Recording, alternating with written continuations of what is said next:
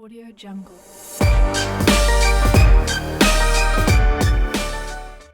Assalamualaikum warahmatullahi wabarakatuh.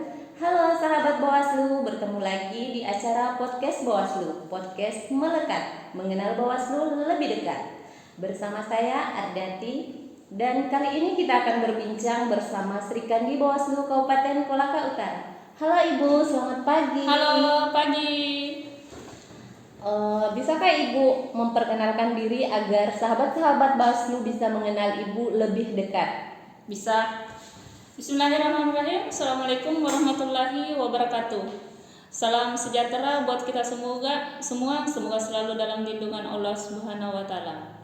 Perkenalkan, nama saya Hatisna SPD, lahir di Kolaka Utara 10 Mei 1982. Saya anggota Bawaslu Kabupaten Kolaka Utara, membidangi Korbit Pengawasan Hubungan Antar Lembaga. Oh iya Ibu, sejak kapan Ibu mulai berkarir di pengawasan pemilu atau pemilihan?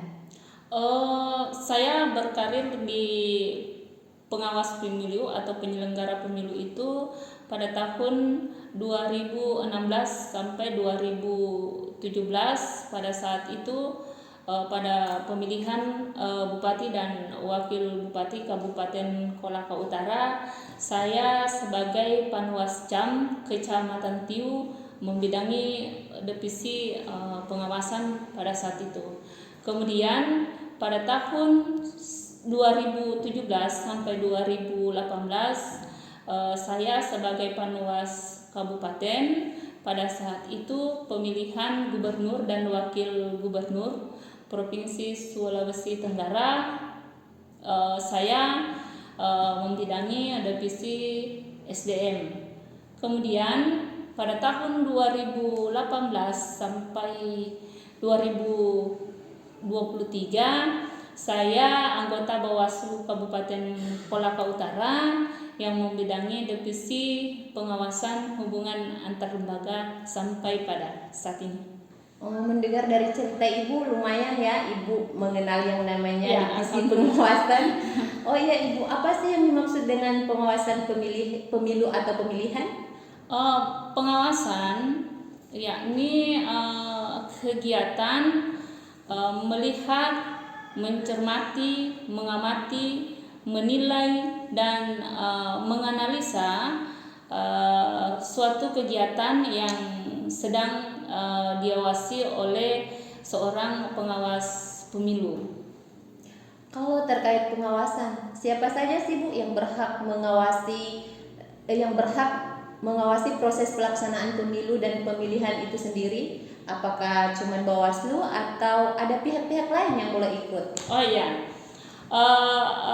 tentunya yang berhak mengawasi proses penyelenggaraan pemilu atau pemilihan itu seluruh masyarakat, khususnya Kolaka Utara itu berhak mengawasi pelaksanaan pesta demokrasi.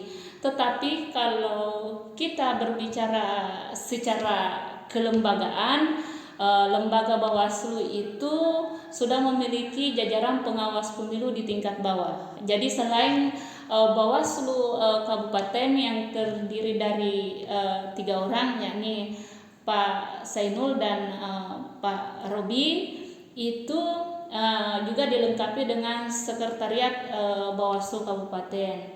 Kemudian di tingkat kecamatan itu ada Panwascam terdiri dari 3 orang juga, kemudian dilengkapi dengan staf sekretariat. Kemudian di tingkat desa ada yang namanya pengawas desa, itu terdiri 1 orang tiap desa. Kemudian di tempat pemungutan suara itu ada yang namanya pengawas TPS atau biasa disebut PTPS, itu setiap TPS ada. Jadi masyarakat Kolaka Utara apabila menemukan dugaan pelanggaran pemilu itu tidak mesti lagi repot-repot datang ke kantor Bawaslu untuk melaporkan dugaan pelanggaran tersebut. cukup di TPS, ada juga di desa, kemudian ada di tingkat kecamatan gitu. Oh, masyarakat juga bisa ya Bu ikut terlibat di dalam pengawasan pemilu? Pasti.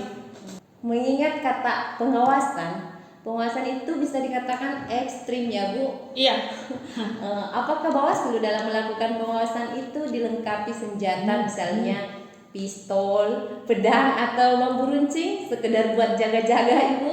Iya, betul sekali yang Ibu katakan tadi, bahwa Bawaslu itu dilengkapi dengan sebuah senjata, tetapi bukan senjata seperti bambu runcing, pistol, karena kita ini sudah merdeka ya, tidak membutuhkan lagi alat-alat seperti demikian untuk melakukan pengawasan. Dalam hal ini, Bawaslu dalam seorang pengawas pemilu dalam melakukan sebuah pengawasan itu dilengkapi dengan senjata yang disebut dengan formulir A. Formulir A, apa itu formulir A Bu? Bisa dijelaskan? Formulir A yang biasa akrab disebut sebagai dengan POM A. POM A ini terdiri dari di dalamnya itu bisa dijelaskan terkait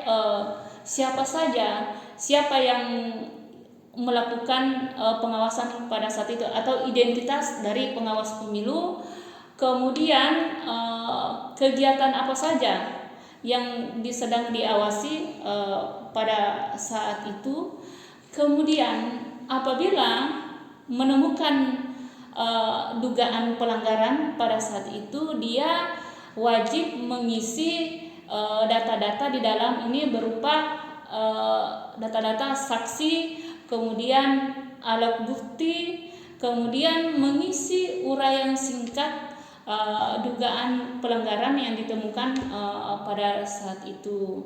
Kemudian berangkat dari POM A tersebut, maka seorang pengawas pemilu wajib menindaklanjuti dugaan pelanggaran tersebut berdasarkan POM A yang dia telah buat tadi.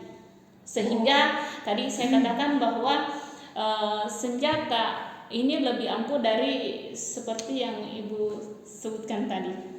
Oh, berarti yang dikatakan POM A itu memang senjata ampuh ya Bu bagi Bawaslu Kabupaten Kolaka Utara? Iya. Baik Ibu. Demikian ya Ibu. Apa ada pesan-pesan singkat yang ingin disampaikan kepada sahabat-sahabat Bawaslu? Iya.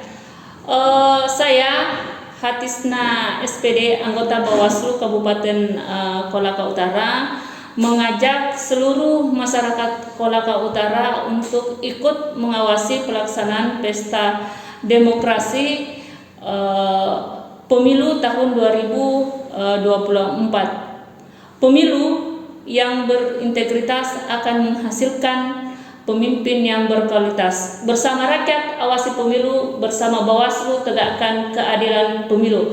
Assalamualaikum warahmatullahi wabarakatuh. Oh, semangat sekali Ibu. Baik Ibu, semoga obrolan singkat kita kali ini dapat mencerahkan kita semua. Terima kasih Ibu atas waktu dan kesediaannya untuk berbagi bersama kami di obrolan podcast Bawaslu Kabupaten Kolaka Utara.